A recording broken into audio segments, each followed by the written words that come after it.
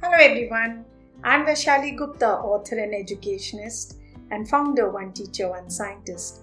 Welcome back to our series of Constructivism and the constructivist learning approach in classrooms. So in this video, I will touch upon the primary objectives of a constructivist learning approach in classrooms.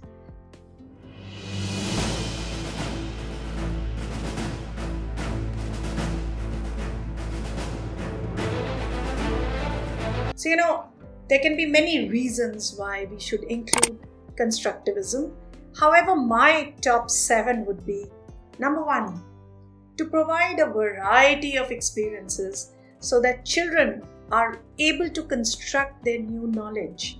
When you give them a variety of experiences, rich and, an environment in which children can actually learn actively, well, then children are able to construct new knowledge very well.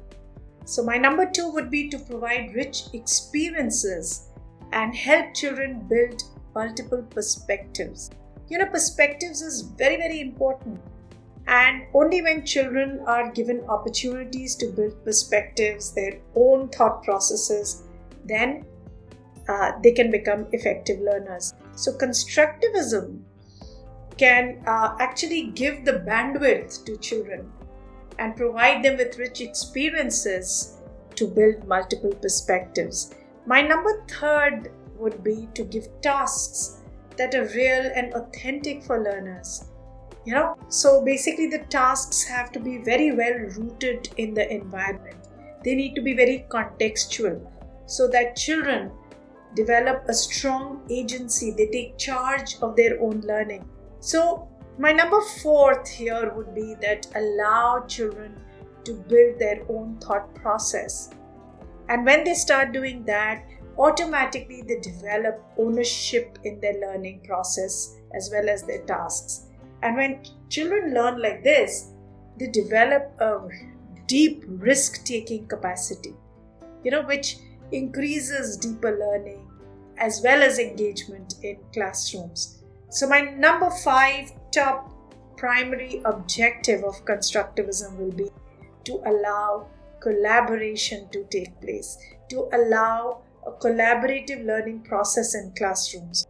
And collaboration is a very critical competency that we need to build in children, especially so in the 21st century. So constructivism also allows deep collaborative processes to get built in classrooms, and therefore it was my top 5, the 5th in the top list.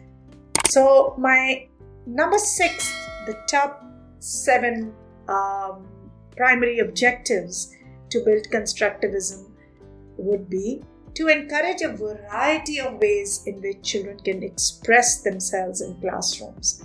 Constructivism also gives them opportunities to communicate in different ways. And what happens when that happens? Then children learn effective communication right from an early age. And the classrooms then become powerful learning centers to teach them effective communication, which is again a very critical competency in their learning curve. So allowing effective communication to get built was my 6th primary objective. And the last but not the least, the number 7 would be to allow reflections and metacognitive practices to take place in the classroom.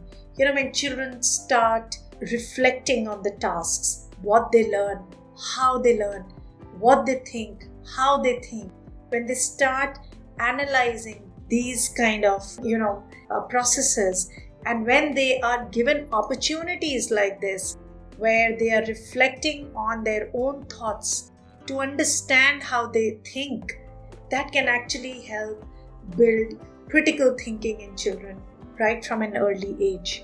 So I would say pretty much if we include constructivism as a primary way of teaching in a classroom, we can actually help children build not just competencies but all the skills that we can list out in a 21st century learner.